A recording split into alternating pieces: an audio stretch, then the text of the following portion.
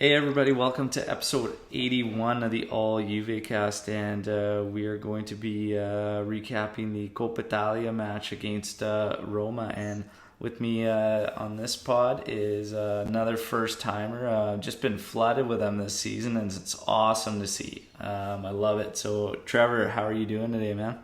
I'm doing good. How about you? I'm doing great. It's tough not to be doing great after this match. We put out a really solid performance. It was enjoyable to see. And before we get to that, you know the drill. I love to find out everyone's story, how they became fans of Juve, and I'd love to hear yours, man.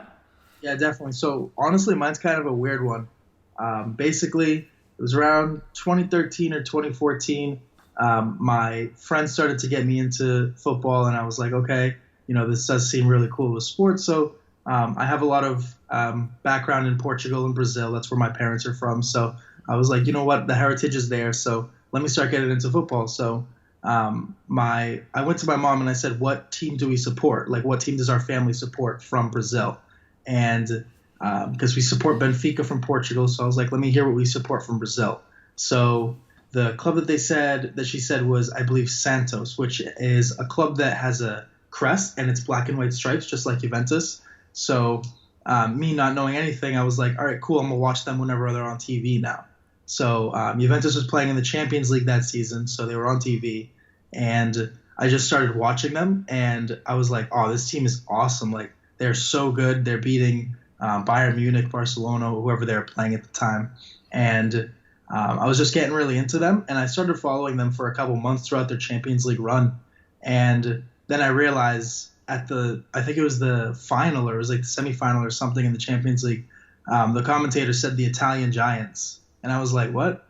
Like, I was like, no, definitely, this is a Brazilian team. So I started Googling it up, and I was like, Juventus, like, this is an Italian team. I don't know why I hadn't Googled it previously, but so I Googled it, and it said that. And I was like, honestly, I had just such a great time supporting them throughout their Champions League run. I was like, I have no ties to Italy in my nationality or anything, but I was like, whatever.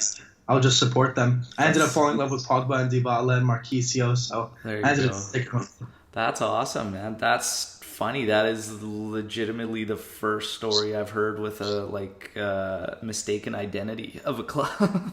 Yeah, no, I had no idea, man. That's awesome. All right.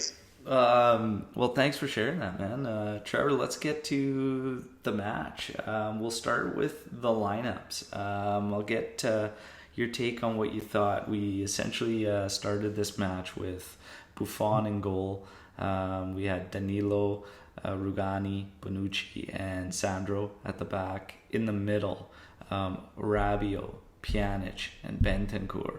And then up top, Cristiano Ronaldo, Higuain, and Costa. For me, I was excited. I liked the lineup. I mean, probably Sandro could use some rest, but the only option probably would have been dropping Matuidi back, left back. So I kind of understand why we didn't. The midfield three, I was pumped to see that. Rabiot, Pjanic, and Bentancur. I was interested in seeing if they were going to follow up the same way we did against Udinese. Pjanic wasn't in there, of course, but what was happening is there was a bit of a rotation between who was playing holder and whether one midfielder or the two sides would press up and support the forwards. So I was curious to see how that would play out. And I wanted to see if Costa was going to play as a winger, as a 4-3-3, if this formation was going to play as a 4-3-3, or if he was going to be kind of that hybrid trequartista and move in and out. So those were the things sticking out to me, but I wanted to get your thoughts on what you thought on that lineup. Yeah, I mean, honestly, that was probably one of the most exciting lineups that had been released for me. Just because, I mean, we could see Costa started for the first, well, not for the first time, but for a good time in a while. I mean, the midfield had me super excited because, I mean, it's just such a good midfield. That's what we should be starting with. I feel like almost every match. I believe almost it's like a dream lineup. I agree with you. Sandro definitely needs some rest at some point.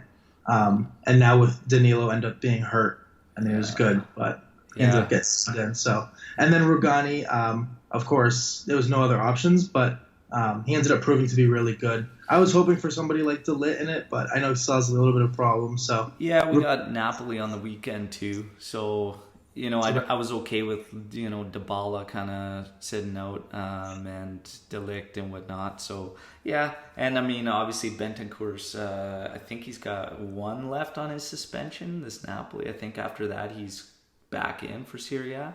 So, okay.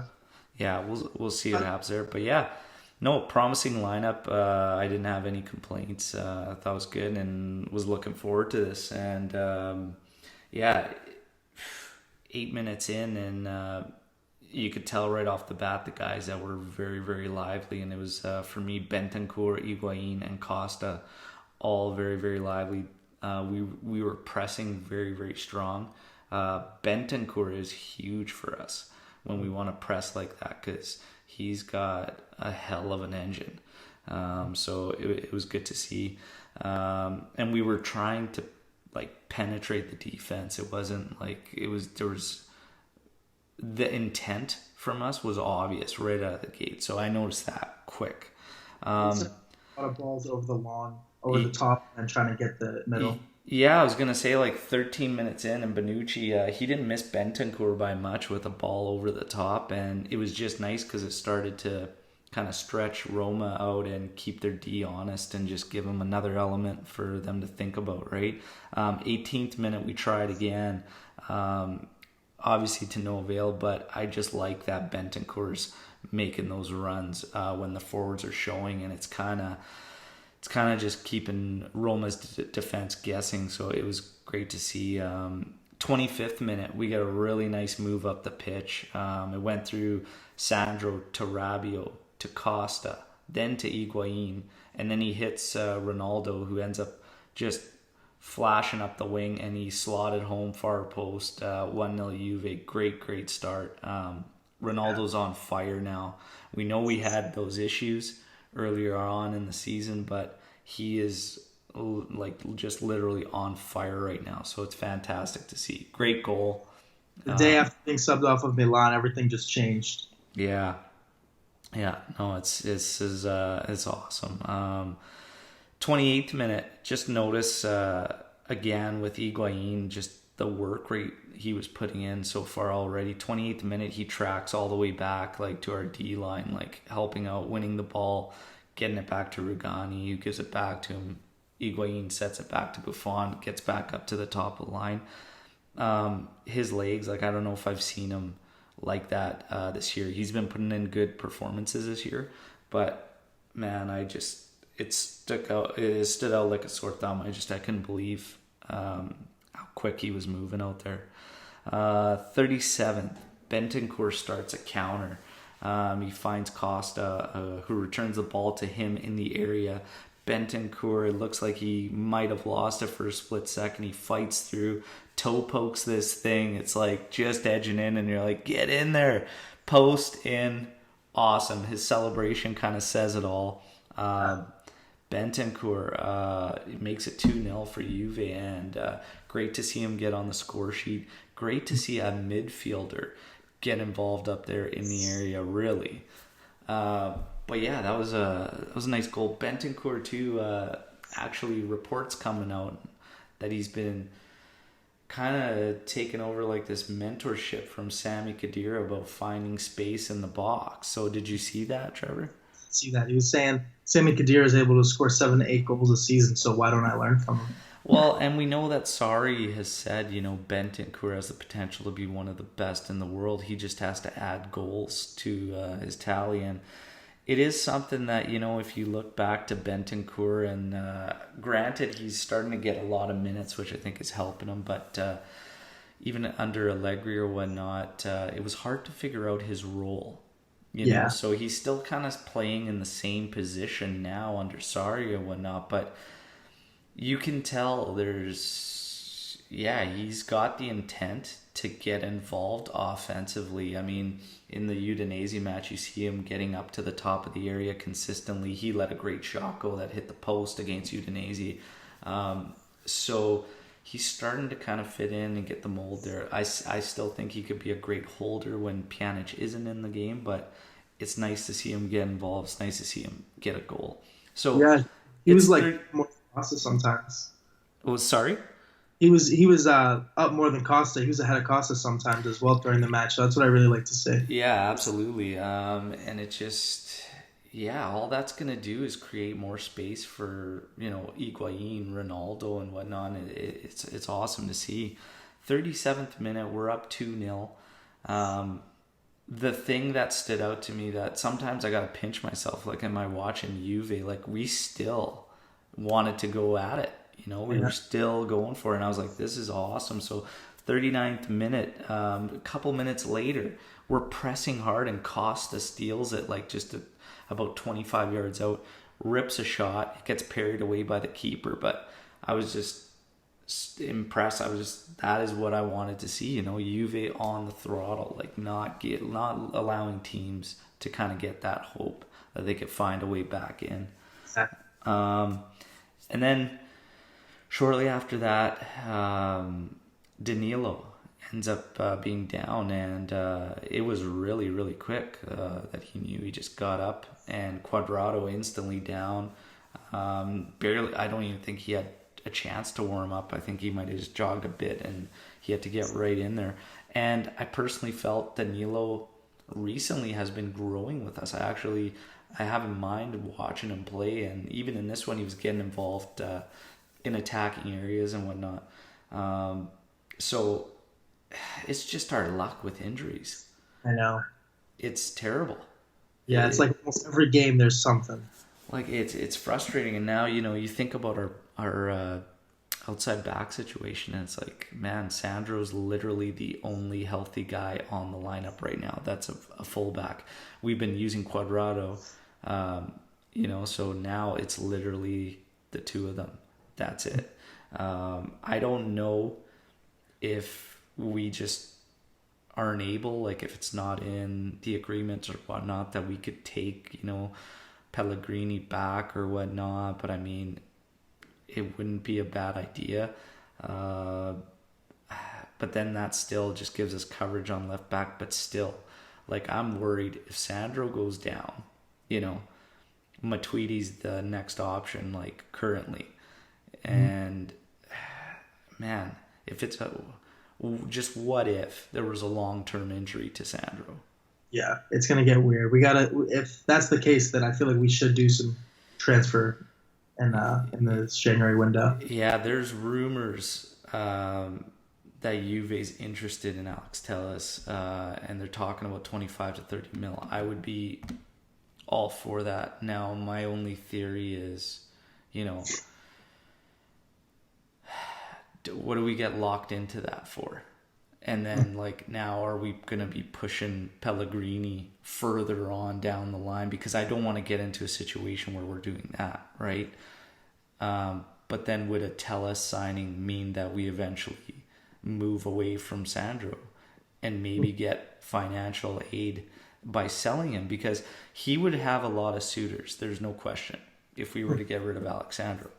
So if we bring in Telles, I'm thinking this just because of what happened this past summer, where we got handcuffed with a bunch of deals and whatnot. And I'm thinking I think we're very, very close to some issues with FIFA financial fair play. So that being the case, we're not going to be able to save ourselves with the Khedira contract, the Matuidi thing. Like, moves like that aren't going to really help us. We are going to have to get rid of maybe two key guys. So yeah. Sandro might be one of them. So if this is the move they're looking at, I would see Sandro as probably being out in a deal that could bring us money, help correct the situation a bit. As well as maybe another key guy has to go. Pjanic, Costa. Like, something's gonna have to happen. Something's gonna have to give, right? Yeah, so it'll be interesting to see. But right now at fullback, we're skinny, and that's putting it lightly.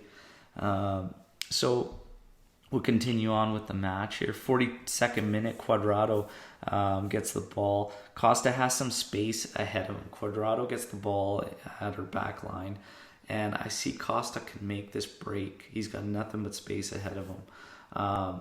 And we didn't really take it. And I noticed that from Costa. He just likes to have that ball at feet and kind of start everything. But I think if he really wanted to hit next level, he's got to realize that and attack that space. The other thing is he's going up against a 79-year-old Kolarov at the back there. He's got to exploit that. Yeah. But Kolarov's actually a great fullback. But yeah, I think I saw that a couple times in the match, and I'm thinking, man, go at Kolarov. Let's take it to him, But it's just something I noticed about Costa. He still had a great game. There's no question. In the 46th minute, right before half ends there, actually, he performs a great give and go with Pjanic. Pjanic's shot just gets blocked. On the ensuing corner is actually where the ball comes back out to Costa. He kind of toys with this guy outside there, easily gets inside and plays just a beauty cross, and Bonucci ends up heading her home. We're 3-0 up at the first half. What? No, it's awesome. What? 3-0? Who would have thought this would do that? Man, awesome to see. Costa, Pjanic. We talk about a guy like Pjanic. Overall in this match, Pjanic, I wouldn't say he had a terrible match overall. In the first half, I was okay with that. I think he did just enough. But Rabiot was doing his job. He was very solid on the ball. He was good defensively.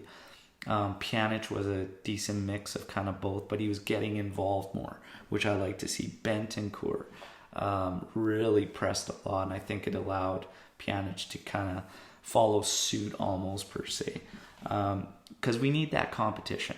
We need that healthy competition. If Pjanic sees a kid like Bentancur starting to, push him for what he's worth, that's only going to help us out. But Pjanic got ragged on pretty good after this one too, and I don't know. I didn't think it was that bad. I didn't think it was anything special by him, but I don't know. What were you kind of feeling with Pjanic? So at the beginning of the season, I was loving him. He was doing amazing. Yeah. Now he's definitely started to slow down. Like in this match, I mean, it's just kind of the same story with pretty much all the matches he's been starting lately. It's kind of like he's doing just enough, but in reality, he could be doing so much better because he is almost one of the top players. He could be top midfielder, one of the top midfielders in the world. So, I mean, it's just kind of unfortunate that he's not performing to his best level, especially because of how many goals he started scoring in the beginning, and now he's pretty much scoring nothing. I mean, he was doing a really good job. I mean, I just want to see more from him. Yeah. Yeah, I mean, we could see more. I think, every time I see him get forward, he's looking for the right things. He's looking for the right through balls, whether they work or not. But he's got the right vision. Mm-hmm. The give and go with him and Costa. Beautiful to see. That's why, and it's just funny. And someone on Twitter just mentioned how many times I've mentioned it, but I'm just like, can we push Pjanic forward? Yeah. Can we just try it? Let's just try it. So hopefully when Bentancur is free again for Serie A, maybe let's give that a go and just see. It doesn't hurt to try that. And ultimately, I honestly feel when you have Rabiot, Pjanic, and Bentancur in that midfield, I honestly think you could swap any one of those three in any of those positions, and I think it would be just as effective. What are your thoughts on that, Trevor? Definitely. I mean, Bentancur, we've seen that he can definitely do pretty much almost every role. He likes to get back and he likes to get forward. He has so much power in his engine. He can just run all day. Yeah. Pjanic, pretty much Pjanic put anywhere he could do well if he's performing at his best. And Rabiot's he's just an all-around good player. I mean, he's really grown into his skin right now. So I agree with you. I mean, I think any of them could switch positions and they'd probably be able to do just as well as they're doing right now. I Yeah. feel like they all kind of have an understanding about what they can do, and I mean, I think they could help each other out with that. Yeah, absolutely. So we're at halftime and I'm pumped. Were you pumped at half, like 3-0 Oh, up? excited. Yeah, I mean, honestly, just the playing with that intent that we spoke to, like throughout the entire first half, moving the ball very well, everybody really getting involved. You saw times where Rabiot was the one pushing forward. You saw times Pjanic got involved forward. You saw Bentancur very, very active. Higuain, lively. Ronaldo looking good. Costa doing his thing. Like everybody really bringing something. Bonucci with these over the top balls, not missing very much, but like still just adding that element. Everybody was really getting involved. It was fun to watch. You almost got the sense like these guys are having fun now.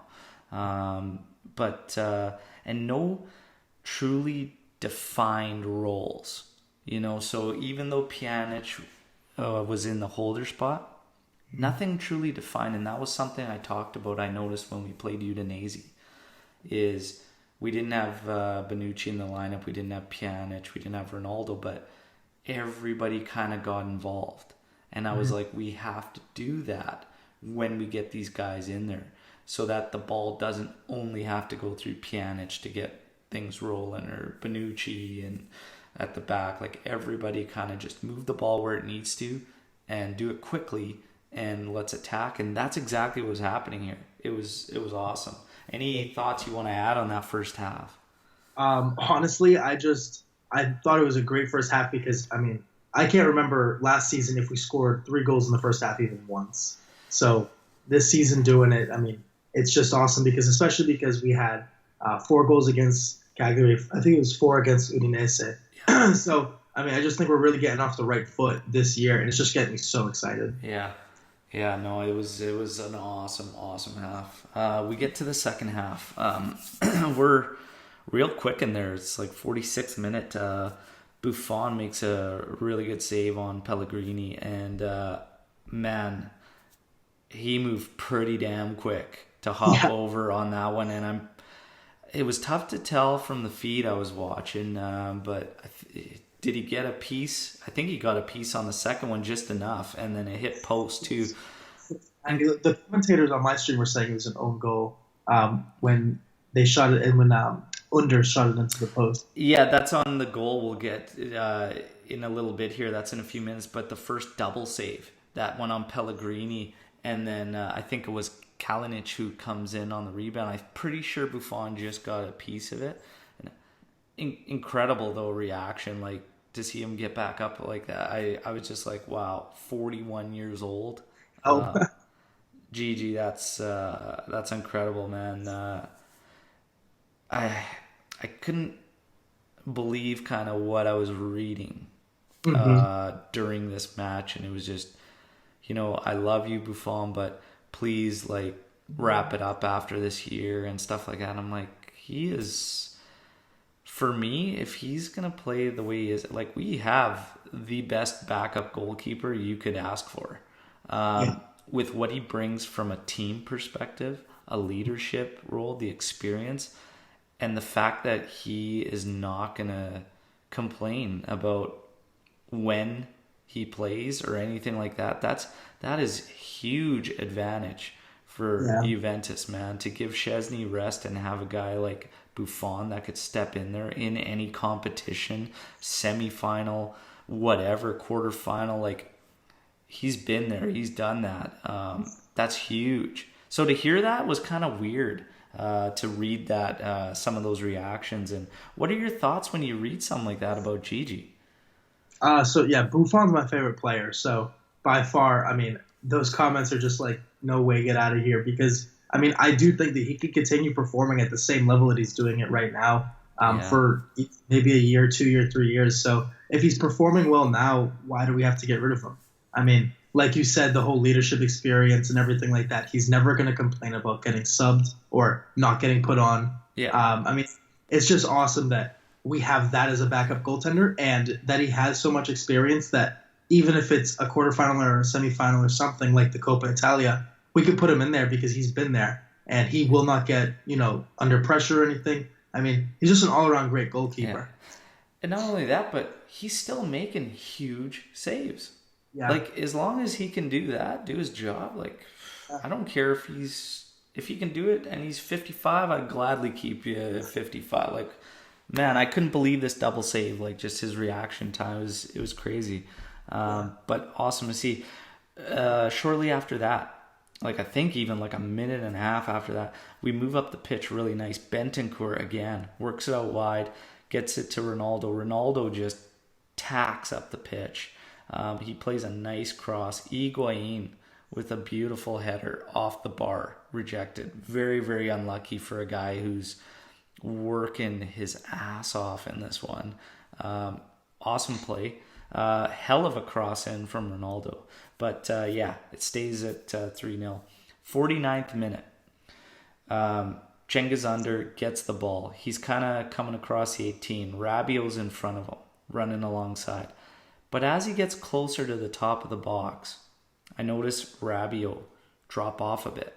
Almost as if he was expecting a defender or I believe Pjanic or someone else to kind of step in. He shouldn't have done that, obviously, even if he was expecting that support. It gave Under plenty of time, way too much time to get this shot off. It was a hell of a hit.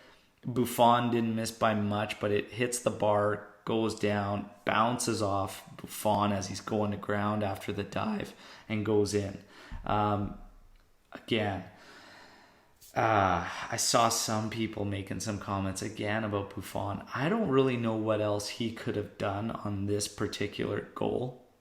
Yeah. I mean, if the only thing, I mean, most really good goalkeepers can't even save that. I mean, that's just one of those shots that it's just. Yeah, it's a great shot. I saw it ruled as an own goal on a couple of the stat sheets. I think it went in as a Buffon own goal, which is very unfortunate for him.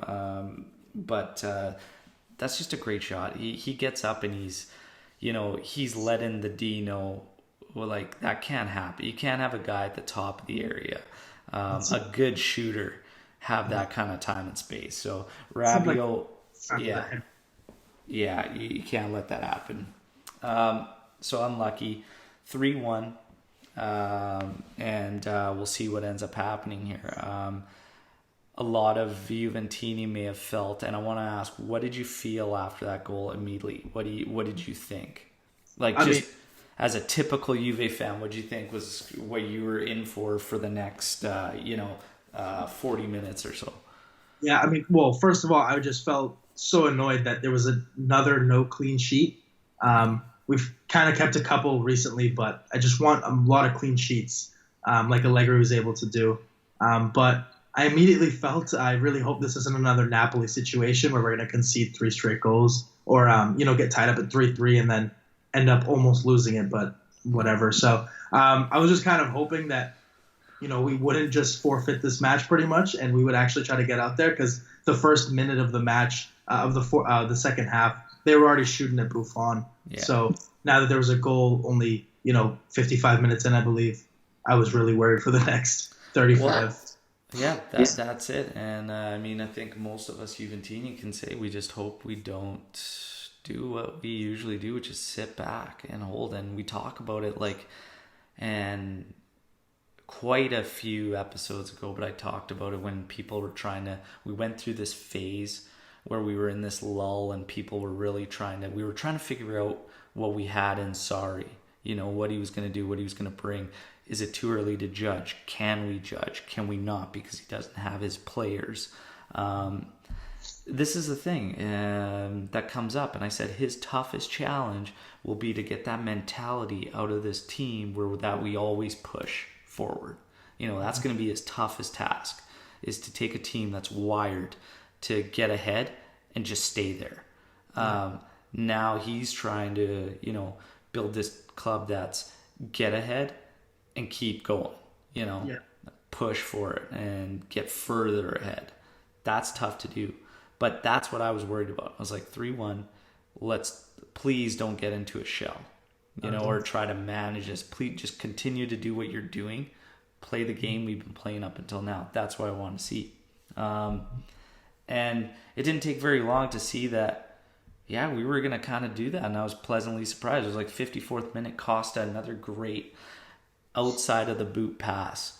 Because you'd see it sometimes when you get the ball. They try to take that inside lane out. And he was just dinking that ball with the beautiful outside the boot pass. He hit Ronaldo. Oh, man, he was right in the area. I thought all he had to do was just strike that damn thing. He ended up trying to stop it. He made a bit of a mess of it, and he knew it. You could tell by his reactions. But, again, just Costa could beat you with the pass, beat you with his wheels, beat you with some moves. It's good to see. That's the Costa we need. Immediately after that, us making a mess of an opportunity in the area there, we get an errant pass from Higuain. He had a few of those, but overall, I really liked his game. 55th minute, Higuain's pass gets turned around very quickly. Florenzi is in free and clear. Buffon says, "Get the hell out of my house." Huge save. Huge save. Just to continue to build off his match. Buffon's just... the guy's huge. I don't care. Like, no one's going to change my mind about this guy. And just... it was funny because the comments that were coming, he just made save after save after save after him, right? So I just kind of had to laugh, and I was like, you can't... don't ever bet against Buffon. Basically. No. As long as he's making those saves, we're fine with him. Yeah. So huge moment. Could have went 3-2. Buffon leaves it at 3-1. 62nd minute, great work from Cuadrado and Higuain. Again, we just get up the pitch very nicely. Cuadrado with a great cross. Higuain running onto it, and I'm like, oh my God, there it is. He directs it on goal. He does everything right, but unfortunately the keeper denies him. Higuain could be on a brace, and he's sitting with 0 goals. Unjust for the amount of work he's put in. Unreal. Costa gets, shortly after that, Costa gets taken off, and Ramsey ends up coming in. I'm okay with it. I mean, it's 3-1 match. We're getting close to 70 minutes. Let's keep Costa healthy, because hopefully these types of performances are what we're going to get out of him. It's what we need. 72nd minute, another a little bit of a wave coming from Roma. A really dangerous cross put in.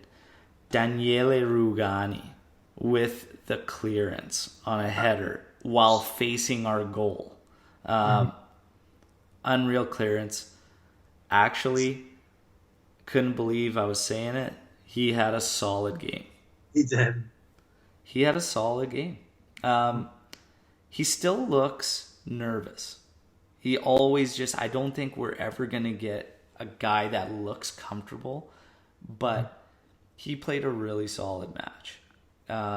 If that's what we get out of him when we need to rest, De Ligt, and now obviously, like, we're still waiting for Chiellini to get back, I'm okay with it, So Rugani, he had a solid game. Maybe he needs a guy like Sarri who has faith in him and kind of builds him up a bit. Maybe that's what he needed. I don't really know, but that was a really solid game. We need to see more of it.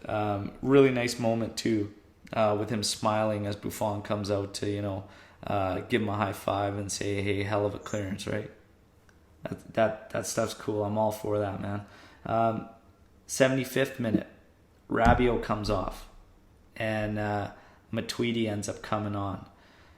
Man, I swear to God, if I didn't know any better, Sarri's listening to my podcast. Because, like, using Matuidi to close out a game, who would have thought? Like, I know. Get the lead, play the right guys that support the offense correctly, and then hold it as it gets later. This is honestly, like, outside of matches against some low tier clubs, I honestly think that should be Matuidi's role. That's our best. Yeah, that's the best bet. Yeah, if we're not going with if we're playing in a two central defensive mid system, you could argue that he would get more minutes, more time, whatnot. But if we're going to play the way we are, I think this is how you got to use him. You know, get your lead like later in the game, just use him as a shutdown guy. Yep. Yeah, just it makes sense. 87th minute, Ramsey gets it to the top of the box, and he tries to dish it to Matuidi. When I thought, like, you know, we did all this work to get up there, Ronaldo finds Ramsey's feet, and I thought, man, you're one step to cut in and have a strike, and he just, I don't know, man. I don't really know with Ramsey. He just doesn't look comfortable, and he hasn't ever since the start of the season. He looked pretty good at the start of the season. Got that injury, come back, and ever since he's not comfortable. I can't really figure out with him. Maybe the trequartista thing. Maybe we move him back and use him as one of those Metsalas. I don't really know. What are your thoughts on Ramsey? Like, what did you? Am I just being too critical? Was he okay since he stepped in? I didn't see anything great. Yeah, no, honestly, I think I might even be more critical than you. I've been kind of unimpressed by Ramsey. Like you said at the beginning of the season, he was doing good. He had that goal against Verona. And I mean, ever since that injury, I mean, I've just been pretty unimpressed by him. I feel like he hasn't been producing too much. He's been a little shaky. Whenever he moves up, he's always looking for an easy pass rather than, a good pass. And then sometimes he just gets it caught in his own feet or somebody else's feet. I've been pretty unimpressed by him. Maybe that's not the right role for him behind, Dybala and Cristiano or Higuain. But I feel like he might need to get into that midfield. I just haven't been liking his performances lately.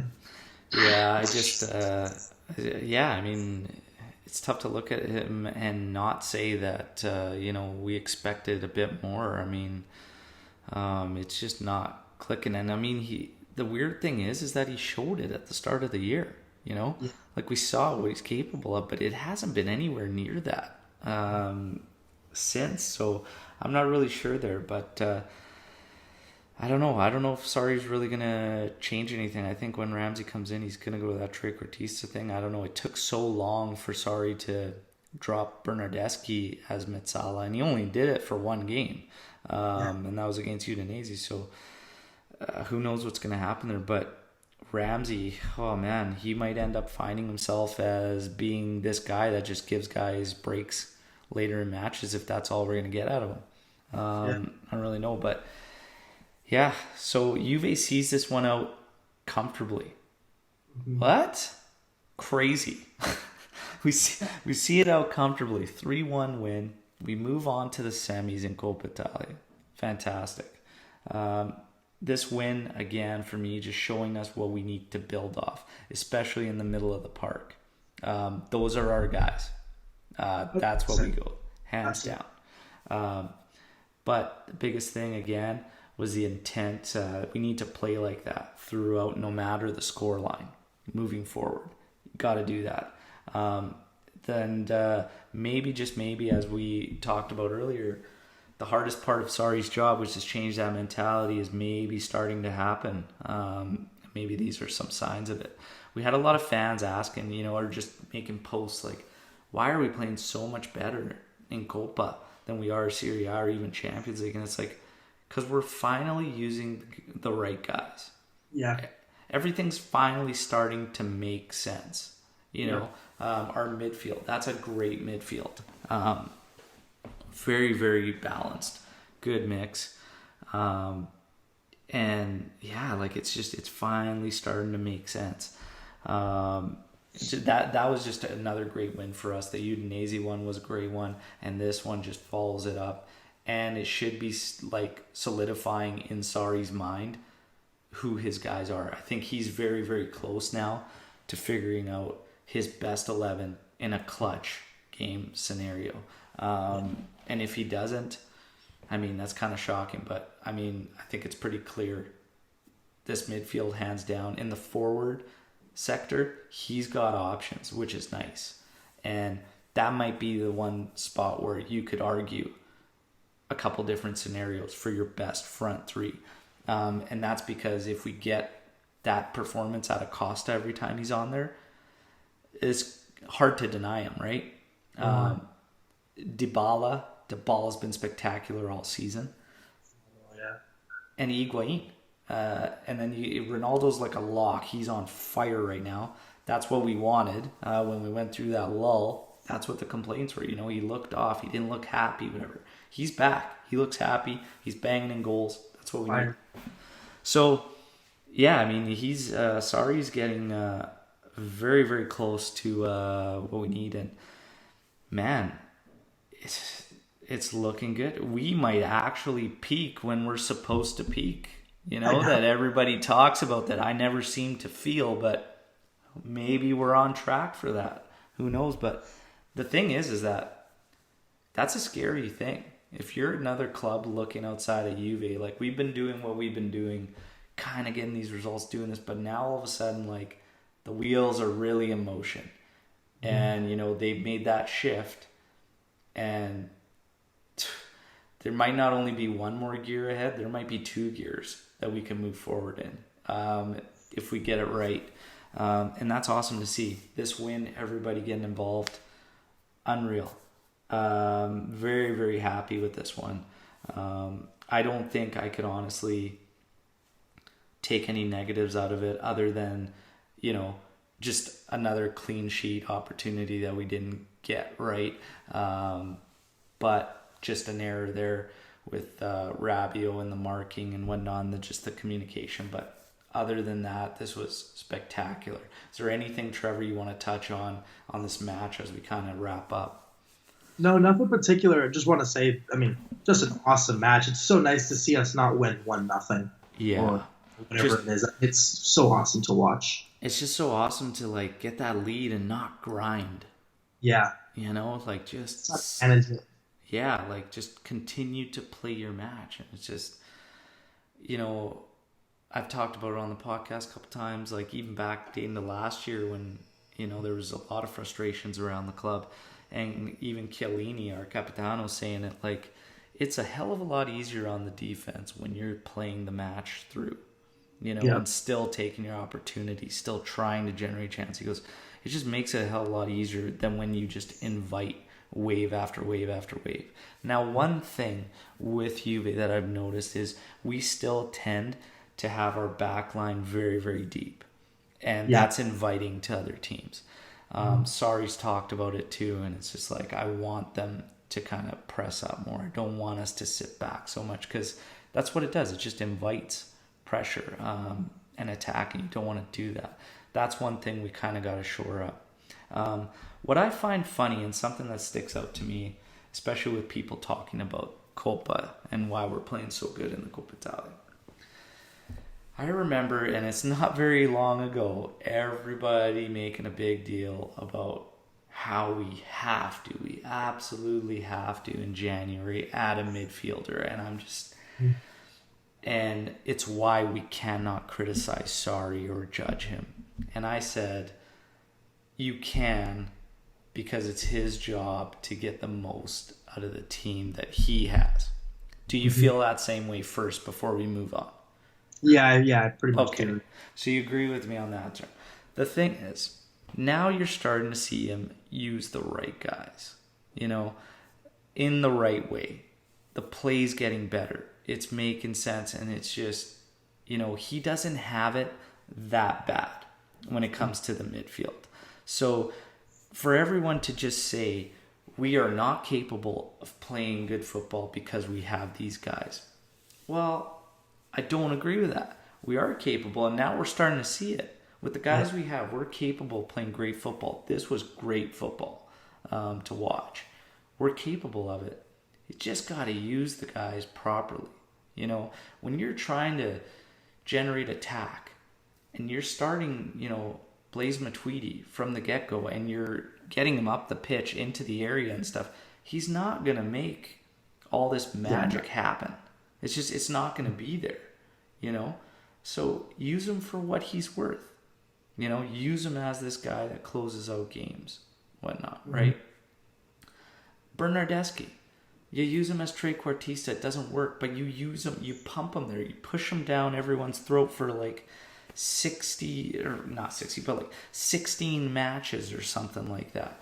before saying, you know what, this isn't working, let's get him out. Just use the signs, use the guys you have for what they're good at, and continue to move on. I don't think our mid is as bad. Could it be better? Absolutely. Of course, yeah. But to just always like point at stars and just say, no, we have to have this guy from this team. We have to have this. I don't necessarily believe that. It's a coach's job to get the most out of what he's doing. Sarri now is really starting to get it sorted out. And I'm excited. Very, very excited. But it's just something that sticks out to me, right? It's funny how we complain about this midfield now all of a sudden. It's got the potential to be very, very strong. Very, very strong midfield. But yeah, this is a great move. We've got Napoli coming up on the weekend. Yeah, we'll see what happens for the semis and who will face Coppa Italia. But things are moving in the right direction. And, speaking about the midfield, speaking about transfers, moves, everything like that, let's touch on Emery Chan. Because you see there's interest from many, many clubs. To me, if you get a 30 million, there was a bit of 30 million pounds, like rumored. That's a no-brainer to me. Even 30 million euros, like you take it. How could you say no if you're Juve? But there's fans that have really grown to like feel very strongly about Emery Chan, and I'm not really there. I want to get your take on Emery Chan and what you think. And I mean, we talked about FIFA fair play and stuff, and we got to make some moves. And he came in on a free, so it's just going to offset that cost. Yeah. We lose his salary. For me, it's a no-brainer. But Trevor, what are your thoughts? I mean, honestly, I like Emre Can as a player. I feel like the last maybe 2 seasons, he's been doing pretty well when he does play. As of recent, I mean, after getting left out of the Champions League squad, I mean, it just kind of makes sense to offload him at this point because he's not getting any playing time. And when he does, he's usually pretty frustrated. Yeah. Usually when he would come on like last calendar year, but this season, I mean, he gets the ball once, he makes a mistake, and he gets mad at other people for doing it. It just kind of seems like there's a lot of built-up frustration, and I just think it's a better idea to offload him rather than keep him and kind of just bench him. Yeah. I think for me, when the whole thing happened with him being left off the Champions League list, and he started squawking to media and stuff like that, I'm thinking, man, just get your head down and work. Show why you need to be on that list. Yeah. But when you look at his overall body of work, I mean, I think he's got a hell of a lot more than what he shows or what he has shown us. I mean, honestly, you could cling to that Atletico Madrid match. That was, a stroke of genius by Allegri to just play him in that role, drop him back and supporting so that we could push elsewhere, forward up the pitch. But, I mean, even through that, I mean, has Emery shown us enough? I think he's got a hell of a lot more. Like, he shows he can make great runs into space and attack the space properly, helping support the attack. We just never really got it enough. And even with the ball at his feet, it's a little too slow. And that's probably what bothers Sarri, is that it's not to the pace that he needs out of the middle. And when you look at the guys that have been working now, I mean, Bentancur moves it quite nicely. He can beat guys and moves it. Pjanic moves it pretty quick at times. At other times, he's really slow on it. But that's kind of him. I'm not really sure with Pjanic. I think the more Bentancur improves, the more it's going to help Pjanic, because he's going to just feel that pressure, and not necessarily to lose his job, but like, man, this kid's outplaying me. I got to pick it up. Hopefully that's what ends up happening. But yeah, Emery Chan, I don't get the attachment to him. I get that he can play multiple roles, but is Sarri even going to play him in one of those other roles? I doubt it. That's the thing, right? So now it's like, we need help with FIFA Fair Play. He came in on a free, so it's all gravy towards that to help out. And people talk about his versatility, but we're probably not going to see it. So Sarri feels very strongly about Rugani. So I think if it was ever a situation where we need help at center back and people are trying to justify keeping Emre Can because he could play center back potentially, I don't think you'll ever see it anyways. So we can kind of rule that out the window. As a fullback, go ahead. His best chances at midfield, honestly, to get a starting spot. So yeah, and I mean he's moving further and further down the pecking order. I honestly think like if Khedira was back today, Khedira would be above him too, and that puts him at the bottom. So why not sell him? Yep, you have to. So yeah, we'll see. And apparently, Dortmund very very close to adding him. So it'd be interesting to see. I wouldn't be surprised if that deal gets closed really really quick here. Speaking of Dortmund. Let's talk about this match, this Coppa Italia match. I want to go back to something we both noticed, actually a lot of Juventini, everybody knows, but the atmosphere was awesome. And if anybody didn't happen to know, obviously they dropped ticket prices, right, for the Coppa Italia matches, and lo and behold, you've got a full stadium. A very lively stadium. Like, it was great to see. Now, the reason I say, speaking of Dortmund, they've done something kind of interesting that you wanted to kind of speak about and maybe think if Juve should kind of take action the same way. So I'll let you kind of discuss what your thoughts and feelings are towards what Borussia Dortmund's doing and just touch on what they're doing first. Yeah. So basically Dortmund has been saying if season ticket holders aren't going to, 6, 7, 8 matches in a row, they'll just suspend the ticket or totally take it away from you and let somebody else get the opportunity to take that season ticket. Because, they want the atmosphere. Germany and Dortmund are both known for great stadium atmospheres. They have the yellow wall and everything. So, they're just an awesome team when it comes to stadium atmosphere.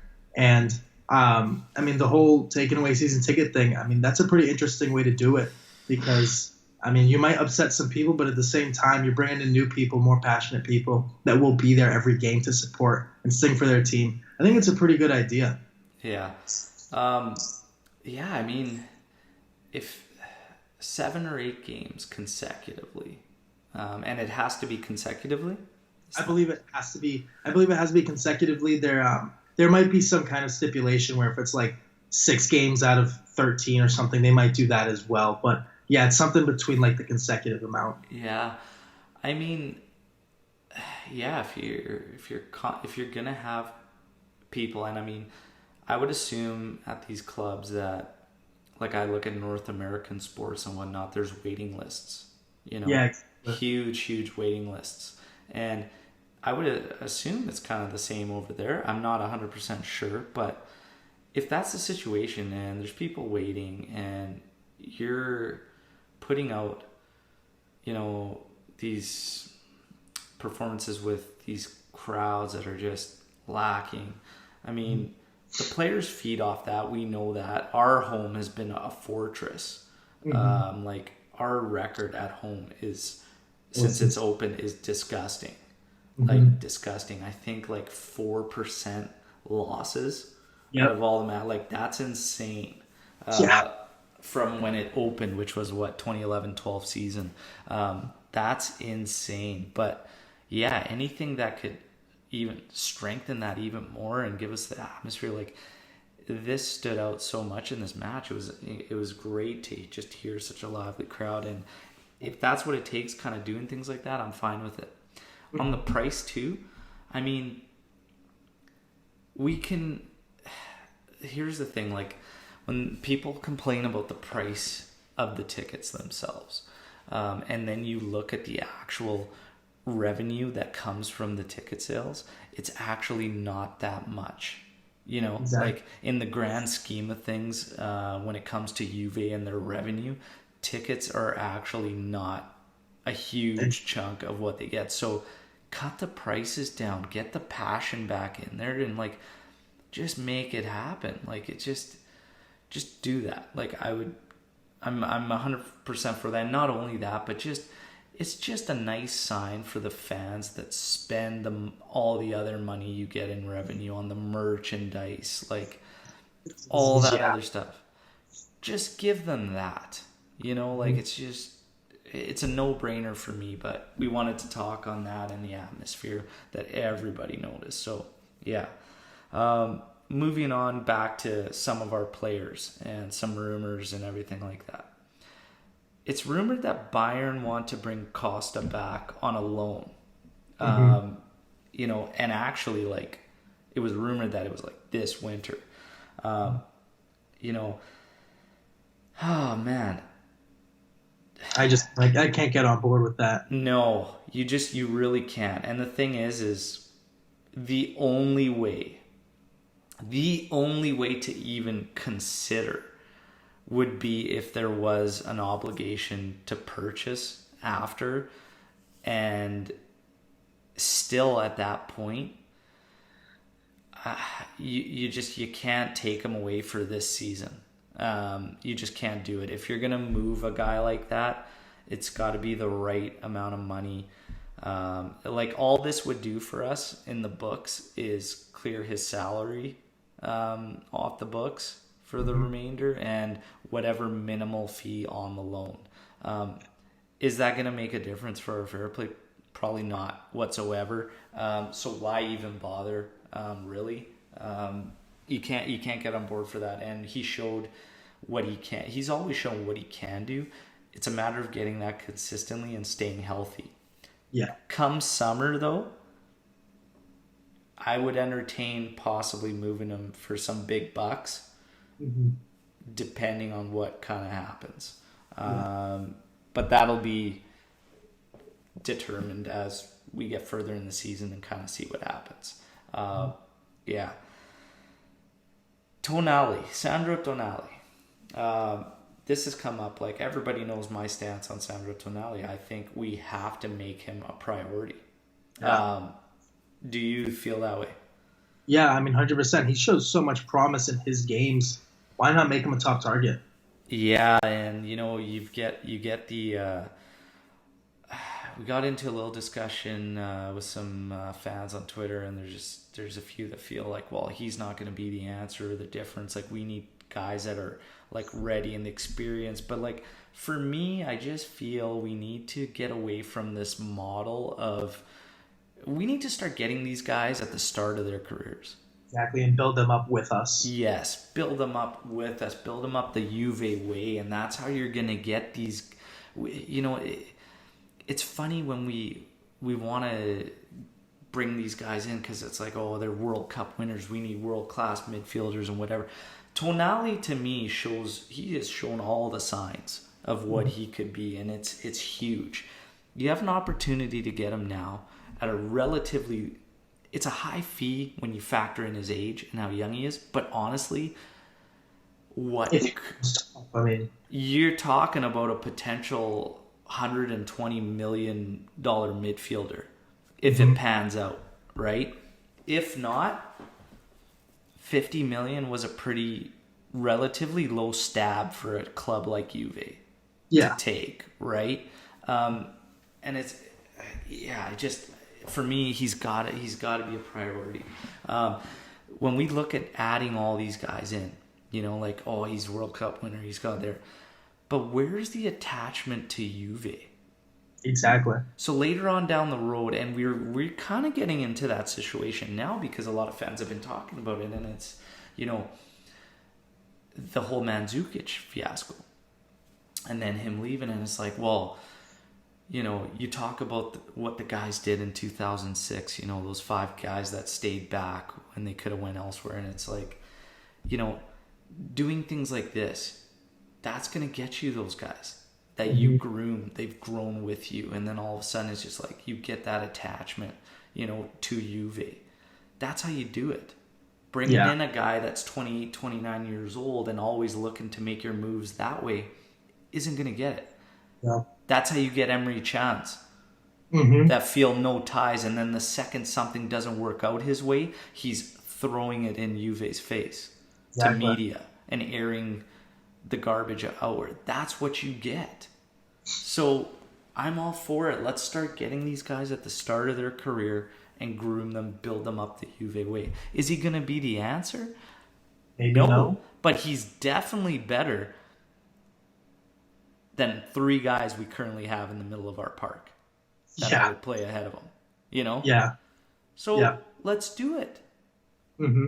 If you want to become a top side club, they want to compete with, like Liverpool and Barcelona and Real Madrid. We have to start getting these players when they're young. I mean, maybe we end up selling them when they're 25, 26, make a huge profit. But at the end of the day, if we want to become a top side, a top side in Europe, we need to start investing in players as they're young, like Atletico Madrid did with Joao Felix. They bought him for a big amount, but I mean, if he becomes the next Ronaldo, I mean, it was totally worth it. Yeah, I mean, that was a huge fee for him, Like, we're talking about Tonali being at 50 million, and I hate it when people say it, but they're using, the next Pirlo, and I hate it. I hate when people do that, and throw that. But let's just say he's going to be potential to be an incredible player. Sandro Tonali, his own man. But for 50 mil, take that shot. Take that shot. Don't let past errors with contracts and signings and stuff cloud your judgment on what this kid's got the potential to be for us and do. Is it going to be immediate? Probably not. But does that change the fact that we shouldn't go after the young talent? Like, it doesn't make sense to me. And the fact that he's in our own backyard, like, let's get this kid. He's in it. I mean, just get him. Yeah, and it's funny because you hear a lot of issues, and when push comes to shove and the opportunity's there, I hear a lot of people contradicting the complaints, So it's like, Sandro Tonali's going to be a future Azzurri for sure, like, no question. I mean, he's already got a couple call-ups, right? But you have fans complaining about our links with the Azzurri dying. Mm-hmm. Yeah. Well, here's an opportunity to get someone who's... I'd be shocked if he doesn't end up being a mainstay, with the Azzurri, if he could just continues to grow and whatnot. It was quick to, say it's done, the Azzurri are dead and stuff like that. It's just because all the legends have pretty much retired. They've gotten old. Now let's build some new legends. Buffon's the last actual active player from that '06 squad. That's it. I mean, we've got to move on and whatnot. The talent pool, whether people feel the talent pool is weak, I think it's very strange. I don't think the talent pool is as dire as everybody, kind of makes it out to be. I think we went through a really, really bad phase with coaching and then not qualifying for that World Cup. But Mancini's on the right track. Yeah, he's making the right calls. I think when it comes to striker, we have an issue because we've got a guy who's, killing it in club football but can't do anything for the Azzurri.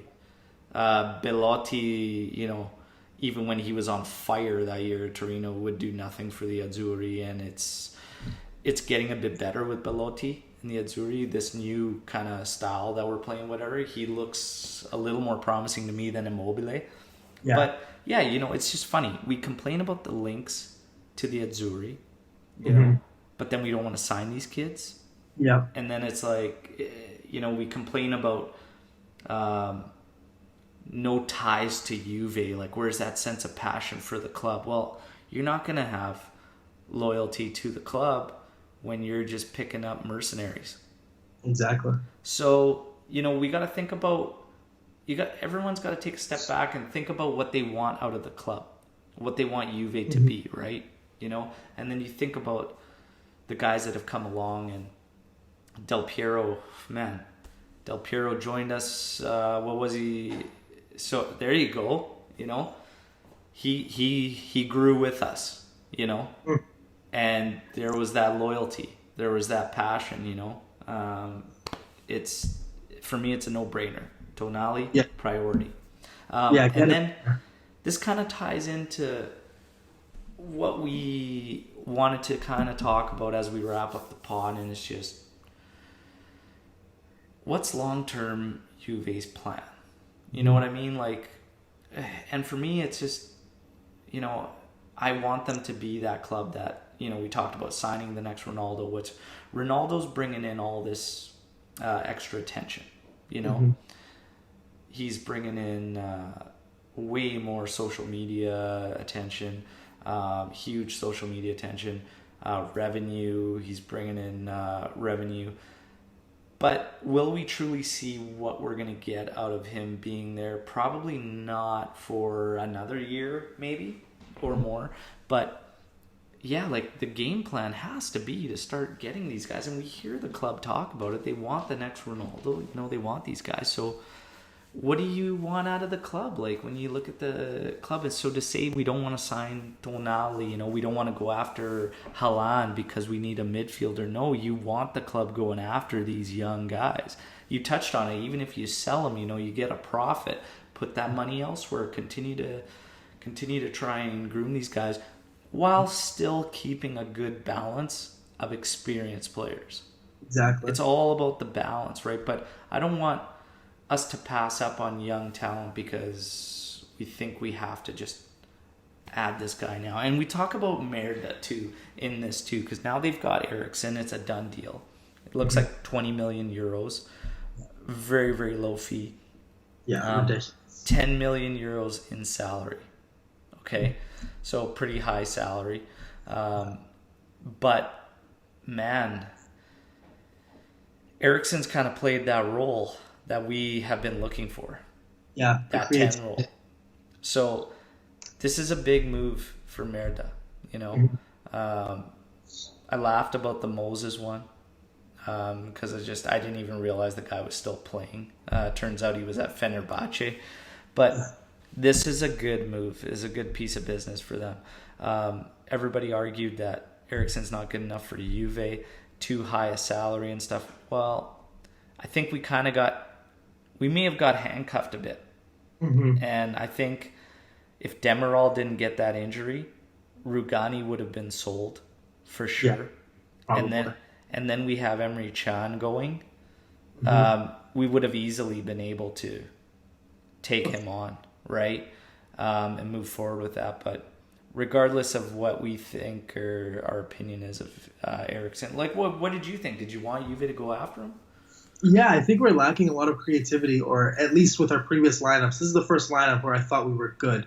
But, yeah, I feel like we're just lacking a little bit of creativity. And Eriksen is the kind of guy that can come in and do that immediately. He's not a guy that needs to build up into play, create chemistry. He's just one of those guys. He's a good player. He can just get in there and just immediately start playing well. Yeah.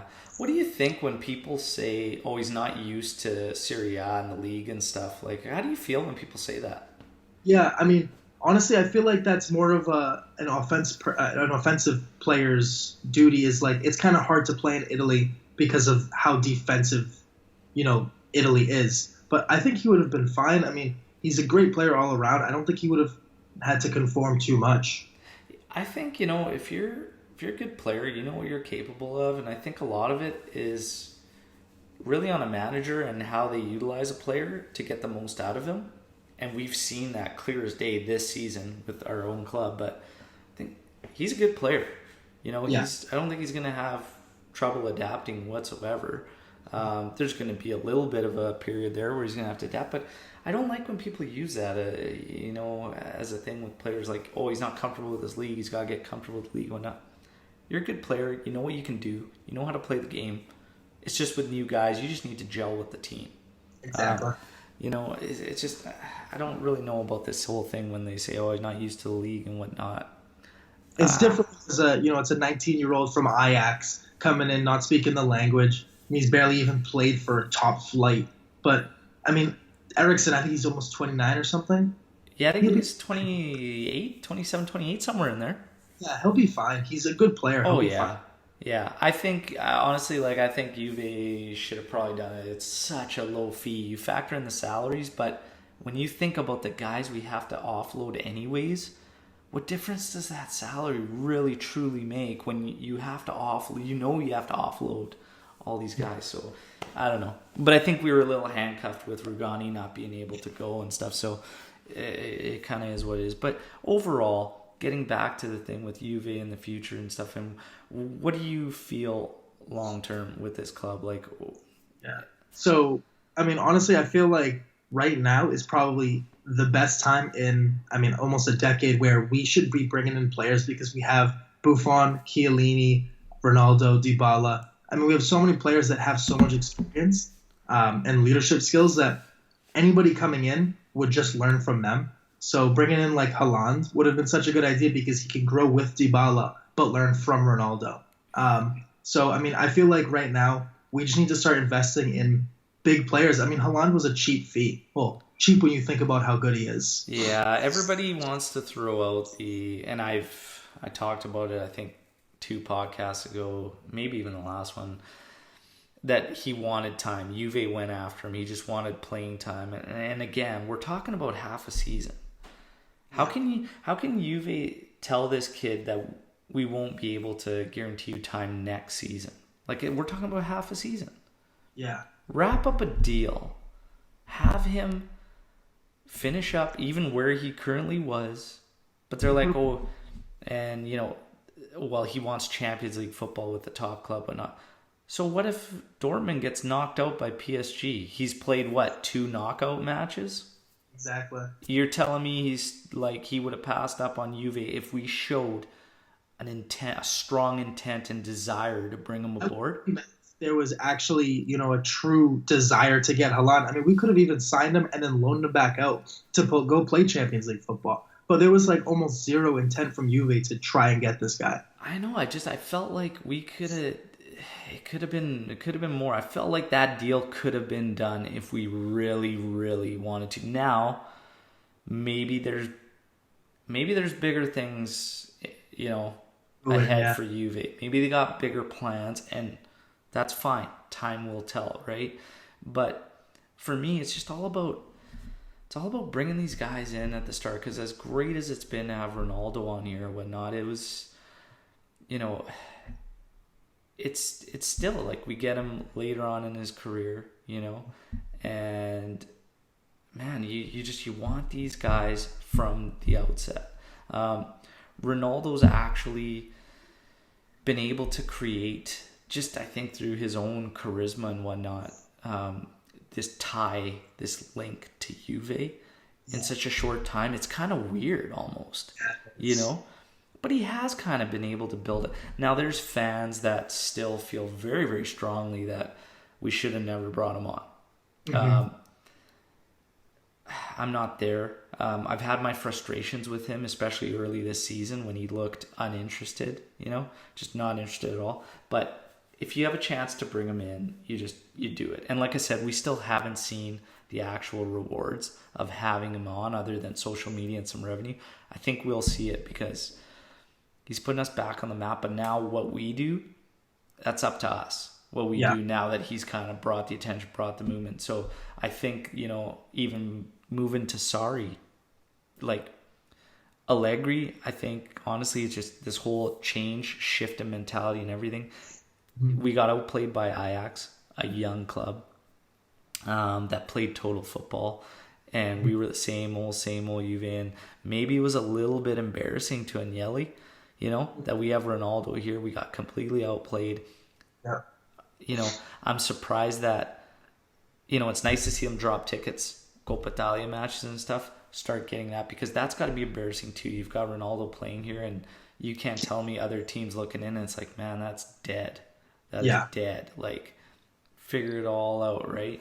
So I'm not there with us not having to sign Ronaldo. For me, I'll always say if you have the opportunity to sign one of the 2 best, you have to take it. Yeah. No, the biggest thing for me, for the future, long-term for Juve, I want us to start looking towards these young guys and grooming them up with us. All the guys we love, all the ties to Juve. it was all guys, stay with us for a while. Mandzukic was kind of that signing that just, we loved him and he got sucked in, like with the curva and stuff like that. So he's kind of one of those guys. But Dybala, we pulled him in young from Palermo. He's been with us. He's at the tie with the curva. Marquisio come up through our entire ranks. Like, we need to keep that going. We need to keep that going and just balance it out. I want us to stop with these free transfer mercenaries. When it's good, you can make that move. But I mean, it's not always going to play out the way it should. And I think we shouldn't solely run our mercados by looking at the freebies coming up, right? Yeah. Having said that, there are some interesting ones coming up for next season. And that'll be, we can get into that, but that'll be probably another episode here. But yeah, it's just interesting to see what everybody wants out of Juve. But then when push comes to shove and it's time to make a move, everybody kind of steps away from things that they've been complaining about. So it's just like, take a step back, think about what you want Juve to be for yourself, what you want out of the club, what you fell in love with. And take a look at that, and maybe these moves might change in your mind how you feel, right? But before we wrap up here, in honor of a great performance from Gigi Buffon, let's get a moment, one of your favorite Buffon moments, or just something that's always stood out to you for a moment from Gigi Buffon. I mean, like I said, favorite player ever. I mean, my watching time is limited with him, and he left for a year. But I mean, just overall, the guy he's so awesome. I mean, he's just such an awesome player. I remember my first stadium experience. I went to the quarterfinal against Real Madrid in Spain, in Madrid, and that was when Buffon got the red card and he got sent off, and then Ronaldo scored that penalty kick. I mean, ever since then, I have just truly felt an attachment to Buffon. Anything he does, I'm like, best save ever. He could literally, tuck a ball away that was never going in, and I'll be like, this guy's ridiculous. I mean, he can do anything. I just love him so much. He was literally every Juve fan at that moment. Yeah. When that happened against Madrid. I was so annoyed. It was literally like, that's exactly what I would have done. Like, just seeing, and it was a tough moment after an epic performance. The other guy who had a great match, Higuain. What's a great Higuain moment that sticks out for you? Oh gosh, Higuain. I mean, honestly, I can't put a particular one down either. It's just all around what he's done for us. I love his charisma for the club. I feel like he, especially this summer when he really, really didn't want to leave and he was trying to fight for that spot. I mean, I just think that's overall my favorite moment of his, is just how much he loves this club, how much he wants to play for us. That just makes me so happy. Yeah. I think Buffon, man, it's funny for me, just that, I think it was the Tottenham match. More recently, the Tottenham match when Chiellini clears a ball or whatever, and just the celebration between the two on that clearance. It just it's awesome, man. And then just man, some of the saves, Buffon, that match against Barcelona in the Champions League when he makes that save on Iniesta coming off, and then the Champions League match against, I think it might have been Lyon, or was it Monaco, when he just made some ridiculous saves. I have so many saves embedded in my mind from the guy. Exactly. Late in was it 03? Yeah, the final against Milan, the header save on Inzaghi. Even Azzurri-wise, with the whole World Cup of 06. Oh, yeah, he was phenomenal. Just incredible. Higuain, again, that match against Tottenham. When he scores that first one with a ridiculous touch, picks up the ball, looks at the fans, Yep. big fist pump, running to center, keep it going, and then he sets up Dybala. Unreal. But then the header that sealed the deal against Merda late in that match on the comeback, 3-2 win. Always, man, his run to the corner and just like, oh man, unreal. That's why I love him as a player, man. He's just so passionate. He loves the club. Yeah. No, it's awesome, man. Trevor, it's been a blast having you on. Yeah, man. Thank you for having me. Yeah, I appreciate you reaching out, wanting to be on. This definitely won't be the last time. No. We'll do it again for sure.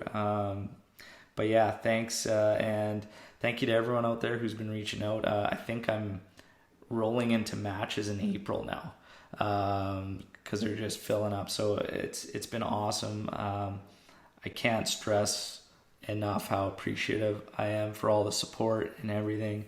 And yeah, it's been great. Trevor, you've been there from like the get-go, man. So thank you. And I'm shocked it took this long, but I'm happy it did and it worked out.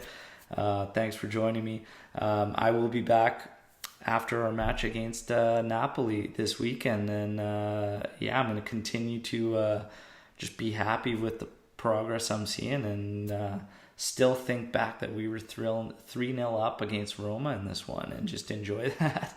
And we'll see what happens against Napoli. Until then, though, Forza Juve, fino alla fine. Ciao.